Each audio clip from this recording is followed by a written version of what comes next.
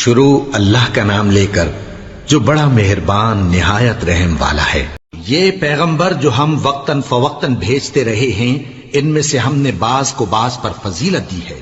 بعض ایسے ہیں جن سے اللہ نے گفتگو کی، اور بعض کے دوسرے امور میں مرتبے بلند کیے، اور عیسیٰ ابن مریم کو ہم نے کھلی ہوئی نشانیاں عطا کی اور روح القدس سے ان کو مدد دی، اور اگر اللہ چاہتا تو ان سے پچھلے لوگ اپنے پاس کھلی نشانیاں آنے کے بعد آپس میں نہ لڑتے، لیکن انہوں نے اختلاف کیا تو ان میں سے بعض تو ایمان لے آئے اور بعض کافر ہی رہے۔ اور اگر اللہ چاہتا تو یہ لوگ باہم جنگ و قتال نہ کرتے، لیکن اللہ جو چاہتا ہے کرتا ہے۔ اے ایمان والو، جو مال ہم نے تم کو دیا ہے اس میں سے اس دن کے آنے سے پہلے پہلے خرچ کر لو جس میں نہ اعمال کا سودا ہو اور نہ دوستی اور سفارش ہو سکے، اور کفر کرنے والے لوگ ظالم ہیں۔ اللہ وہ معبود برحق ہے کہ اس کے سوا کوئی عبادت کے لائق نہیں، زندہ ہے، سب کو تھامنے والا، اسے نہ اونگ آتی ہے نہ نیند، جو کچھ آسمانوں میں اور جو کچھ زمین میں ہے سب اسی کا ہے۔ کون ہے کہ اس کی اجازت کے بغیر اس سے کسی کی سفارش کر سکے؟ جو کچھ لوگوں کے روبرو ہو رہا ہے اور جو کچھ ان کے پیچھے ہو چکا ہے اسے سب معلوم ہے، اور لوگ اس کی معلومات میں سے کسی چیز پر دسترس حاصل نہیں کر سکتے۔ ہاں، جس قدر وہ چاہتا ہے اسی قدر معلوم کرا دیتا ہے۔ اس کی بادشاہی اور علم آسمان اور زمین سب پر حاوی ہے، اور اسے ان کی حفاظت کچھ بھی دشوار نہیں۔ وہ بڑا عالی رتبہ ہے، جلیل القدر ہے۔ دین اسلام میں کوئی زبردستی نہیں ہے، ہدایت صاف طور پر ظاہر اور گمراہی سے الگ ہو چکی ہے۔ تو جو شخص بتوں سے اعتقاد نہ رکھے اور اللہ پر ایمان لائے، اس نے ایسی مضبوط رسی ہاتھ میں پکڑ لی ہے جو کبھی ٹوٹنے والی نہیں، اور اللہ سب کچھ سنتا ہے، سب کچھ جانتا ہے۔ جو لوگ ایمان لائے ہیں ان کا دوست اللہ ہے کہ اندھیرے سے نکال کر روشنی میں لے جاتا ہے، اور جو کافر ہیں ان کے دوست شیطان ہیں کہ ان کو روشنی سے نکال کر اندھیرے میں لے جاتے ہیں۔ یہی لوگ اہل دوزخ ہیں کہ اس میں ہمیشہ رہیں گے۔ بھلا تم نے اس شخص کو نہیں دیکھا جو اس غرور کے سبب سے کہ اللہ نے اس کو سلطنت بخشی تھی، ابراہیم سے اپنے پروردگار کے بارے میں جھگڑنے لگا؟ جب ابراہیم نے کہا میرا پروردگار تو وہ ہے جو زندگی دیتا ہے اور موت دیتا ہے، وہ بولا کہ زندگی اور موت تو میں بھی دے سکتا ہوں۔ ابراہیم نے کہا کہ اللہ تو سورج کو مشرق سے نکالتا ہے، آپ اسے مغرب سے نکال دیجئے۔ یہ سن کر وہ کافر ہکا بکا رہ گیا، اور اللہ بے انصافوں کو ہدایت نہیں دیا کرتا۔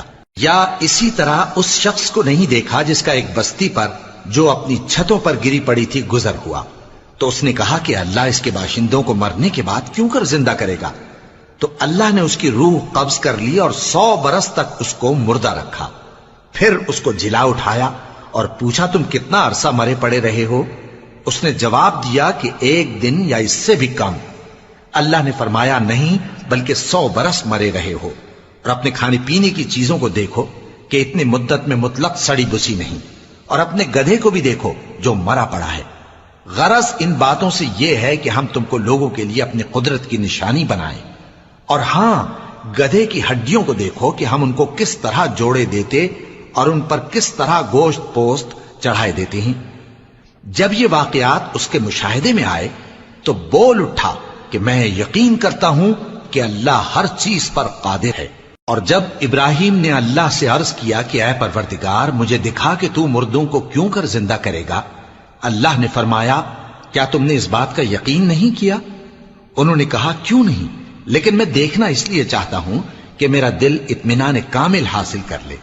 فرمایا کہ 4 پرندے لے لو، پھر ان کو اپنے سے ہلا لو اور ان کے ٹکڑے ٹکڑے کر دو، پھر ان کا ایک ایک ٹکڑا ہر ایک پہاڑ پر رکھ دو، پھر ان کو بلاؤ تو وہ تمہارے پاس دوڑتے چلے آئیں گے، اور جان رکھو کہ اللہ غالب ہے، صاحب حکمت ہے۔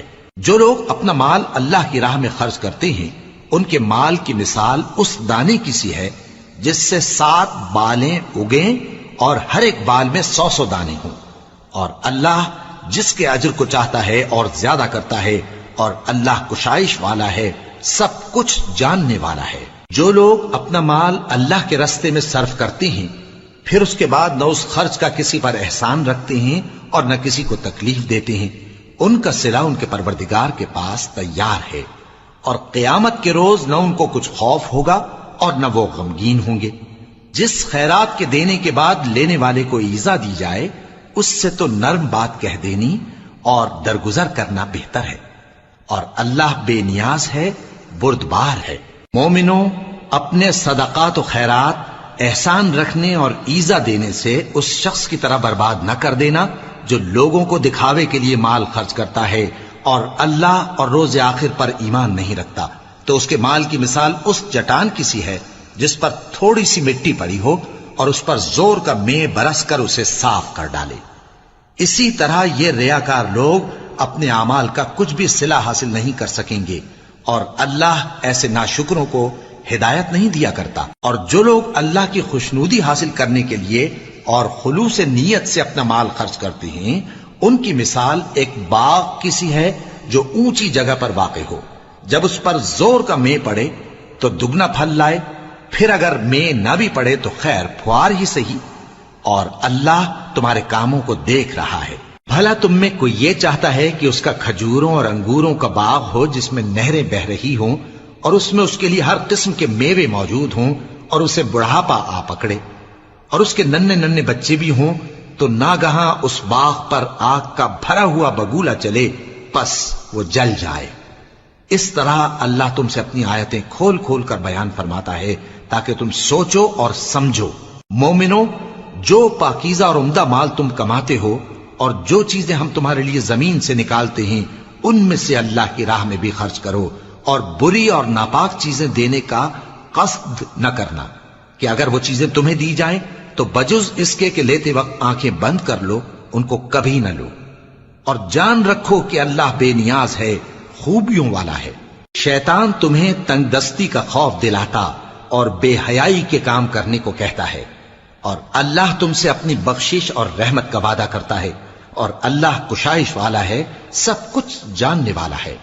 وہ جس کو چاہتا ہے دانائی بخشتا ہے، اور جس کو دانائی ملی بے شک اس کو بڑی نعمت ملی۔ اور نصیحت تو وہی لوگ قبول کرتے ہیں جو عقل مند ہیں، اور تم اللہ کی راہ میں جس طرح کا خرچ کرو یا کوئی نذر مانو، اللہ اس کو جانتا ہے، اور ظالموں کا کوئی مددگار نہ ہوگا۔ اگر تم خیرات ظاہر کر کے دو تو وہ بھی خوب ہے، اور اگر پوشیدہ دو اور دو بھی ضرورت مندوں کو تو یہ تمہارے لیے بہتر ہے، اور اس طرح کا دینا تمہارے گناہوں کو بھی دور کرے گا، اور اللہ کو تمہارے سب کاموں کی خبر ہے۔ اے نبی صلی اللہ علیہ وآلہ وسلم، تم ان لوگوں کی ہدایت کے ذمہ دار نہیں ہو، بلکہ اللہ ہی جس کو چاہتا ہے ہدایت بخشتا ہے۔ اور مومنو، تم جو مال خرچ کرو گے تو اس کا فائدہ تمہیں کو ہے، اور تم تو جو خرچ کرو گے اللہ کی خوشنودی کے لیے کرو گے، اور جو مال تم خرچ کرو گے وہ تمہیں پورا پورا دے دیا جائے گا اور تمہارا کچھ نقصان نہیں کیا جائے گا۔ اور ہاں، تم جو خرچ کرو گے تو ان حاجت مندوں کے لیے جو اللہ کی راہ میں رکے بیٹھے ہیں اور ملک میں کسی طرف جانے کی طاقت نہیں رکھتے اور مانگنے سے آر رکھتے ہیں، یہاں تک کہ نہ مانگنے کی وجہ سے ناواقف شخص ان کو تونگر خیال کرتا ہے، اور تم قیافے سے ان کو صاف پہچان لو کہ حاجت مند ہیں، اور شرم کے سبب لوگوں سے منہ پھوڑ کر اور لپٹ کر نہیں مانگ سکتے۔ اور تم جو مال خرچ کرو گے کچھ شک نہیں کہ اللہ اس کو جانتا ہے۔ جو لوگ اپنا مال رات اور دن اور پوشیدہ اور ظاہر اللہ کی راہ میں خرچ کرتے رہتے ہیں، ان کا صلہ ان کے پروردگار کے پاس ہے، اور ان کو قیامت کے دن نہ کسی طرح کا خوف ہوگا اور نہ غم۔ جو لوگ سود کھاتے ہیں وہ قبروں سے اس طرح حواس باختہ اٹھیں گے جیسے کسی کو جن نے لپٹ کر دیوانہ بنا دیا ہو، یہ اس لیے کہ وہ کہتے ہیں کہ سودا بیچنا بھی تو نفع کے لحاظ سے ویسا ہی ہے جیسے سود لینا، حالانکہ سودے کو اللہ نے حلال کیا ہے اور سود کو حرام۔ تو جس شخص کے پاس اللہ کی نصیحت پہنچی اور وہ سود لینے سے باز آ گیا تو جو پہلے ہو چکا وہ اس کا، اور قیامت میں اس کا معاملہ اللہ کے سپرد۔ اور جو پھر لینے لگا تو ایسے لوگ دوزخی ہیں کہ ہمیشہ دوزخ میں جلتے رہیں گے۔ اللہ سود کو نابود یعنی بے برکت کرتا اور خیرات کی برکت کو بڑھاتا ہے، اور اللہ کسی ناشکر گناہگار کو دوست نہیں رکھتا۔ جو لوگ ایمان لائے اور نیک عمل کرتے اور نماز پڑھتے اور زکوٰۃ دیتے رہے، ان کو ان کے کاموں کا صلہ اللہ کے ہاں ملے گا، اور قیامت کے دن ان کو نہ کچھ خوف ہوگا اور نہ وہ غمناک ہوں گے۔ مومنو، اللہ سے ڈرو اور اگر ایمان رکھتے ہو تو جتنا سود باقی رہ گیا ہے اس کو چھوڑ دو. پھر اگر ایسا نہ کرو گے تو تم اللہ اور اس کے رسول کی طرف سے اعلان جنگ سن لو. اور اگر توبہ کر لو گے اور سود چھوڑ دو گے تو تم کو اپنی اصل رقم لینے کا حق ہے، جس میں نہ اوروں کا نقصان اور نہ تمہارا نقصان. اور اگر قرض لینے والا تنگ دست ہو تو اسے کشائش کے حاصل ہونے تک مہلت دو. اور اگر زر قرض بخش دو تو وہ تمہارے لیے زیادہ اچھا ہے، بشرطے کہ سمجھو. اور اس دن سے ڈرو جبکہ تم اللہ کے حضور میں لوٹ کر جاؤ گے اور ہر شخص اپنے اعمال کا پورا پورا بدلہ پائے گا اور کسی کو کچھ نقصان نہ ہوگا. مومنو، جب تم آپس میں کسی میعاد معین کے لیے قرض کا معاملہ کرنے لگو تو اس کو لکھ لیا کرو، اور لکھنے والا تم میں کسی کا نقصان نہ کرے بلکہ انصاف سے لکھے. نیز لکھنے والا جیسا اللہ نے اسے سکھایا ہے لکھنے سے انکار بھی نہ کرے اور دستاویز لکھ دے. اور جو شخص قرض لے وہی دستاویز کا مضمون بول کر لکھوائے، اور اللہ سے کہ اس کا مالک ہے خوف کرے، اور زر قرض میں سے کچھ کم نہ لکھوائے. اور اگر قرض لینے والا کم عقل یا ضعیف ہو یا مضمون لکھوانے کی قابلیت نہ رکھتا ہو تو جو اس کا ولی ہو وہ انصاف کے ساتھ مضمون لکھوائے، اور اپنے میں سے 2 مردوں کو ایسے معاملے کے گواہ کر لیا کرو.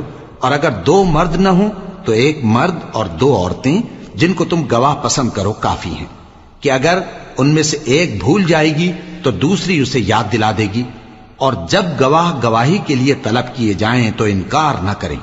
اور قرض تھوڑا ہو یا بہت اس کی دستاویز کے لکھنے لکھانے میں سستی نہ کرنا.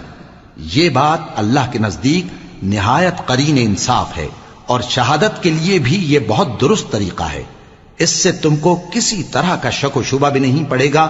ہاں، اگر سودا دست بدست ہو جو تم آپس میں لیتے دیتے ہو تو اگر ایسے معاملے کے دستاویز نہ لکھو تو تم پر کچھ گناہ نہیں. اور جب خرید و فروخت کیا کرو، مثلا زمین جائیداد کی، تو بھی گواہ کر لیا کرو. اور کاتب دستاویز اور گواہ معاملہ کرنے والوں کا کسی طرح کا نقصان نہ کریں. اگر تم لوگ ایسا کرو تو یہ تمہارے لیے گناہ کی بات ہے. اور اللہ سے ڈرو اور دیکھو کہ وہ تم کو کیسی مفید باتیں سکھاتا ہے، اور اللہ ہر چیز سے واقف ہے. اور اگر تم سفر پر ہو اور دستاویز لکھنے والا نہ مل سکے تو کوئی چیز رہن با قبضہ رکھ کر قرض لے لو. اور اگر تم میں سے کوئی دوسرے کو امین سمجھے یعنی رہن کے بغیر قرض دے دے تو امانت دار کو چاہیے کہ صاحب امانت کی امانت ادا کر دے. اور اللہ سے جو اس کا پروردگار ہے ڈرے. اور دیکھنا شہادت کو مت چھپانا، جو اس کو چھپائے گا وہ دل کا گناہگار ہوگا. اور اللہ تمہارے سب کاموں سے واقف ہے. جو کچھ آسمانوں میں اور جو کچھ زمین میں ہے سب اللہ ہی کا ہے. تم اپنے دلوں کی بات کو ظاہر کرو گے تو اور چھپاؤ گے تو اللہ تم سے اس کا حساب لے گا. پھر وہ جسے چاہے مغفرت کرے اور جسے چاہے عذاب دے. اور اللہ ہر چیز پر قادر ہے. رسول اللہ صلی اللہ علیہ وآلہ وسلم اس کتاب پر جو ان کے پروردگار کی طرف سے ان پر نازل ہوئی ایمان رکھتے ہیں. اور مومن بھی سب اللہ پر اور اس کے فرشتوں پر اور اس کی کتابوں پر اور اس کے پیغمبروں پر ایمان رکھتے ہیں، اور کہتے ہیں کہ ہم اس کے پیغمبروں سے کسی میں کچھ فرق نہیں کرتے. اور وہ اللہ سے عرض کرتے ہیں کہ ہم نے تیرا حکم سنا اور قبول کیا. اے پروردگار، ہم تیری بخشش مانگتے ہیں اور تیری ہی طرف لوٹ کر جانا ہے. اللہ کسی شخص کو اس کی طاقت سے زیادہ کا ذمہ دار نہیں بناتا. اچھے کام کرے گا تو اس کو ان کا فائدہ ملے گا، برے کرے گا تو اسے ان کا نقصان پہنچے گا. اے پروردگار، اگر ہم سے بھول یا چوک ہو گئی ہو تو ہم سے مواخذہ نہ کیجو. اے پروردگار، ہم پر ایسا بوجھ نہ ڈالیو جیسا تو نے ہم سے پہلے لوگوں پر ڈالا تھا. اے پروردگار، جتنا بوجھ اٹھانے کی ہم میں طاقت نہیں اتنا بوجھ ہم پر نہ رکھیو. اور اے پروردگار، ہمارے گناہوں سے درگزر کر اور ہمیں بخش دے اور ہم پر رحم فرما. تو ہی ہمارا مددگار ہے، سو ہم کو کافروں پر غالب کر.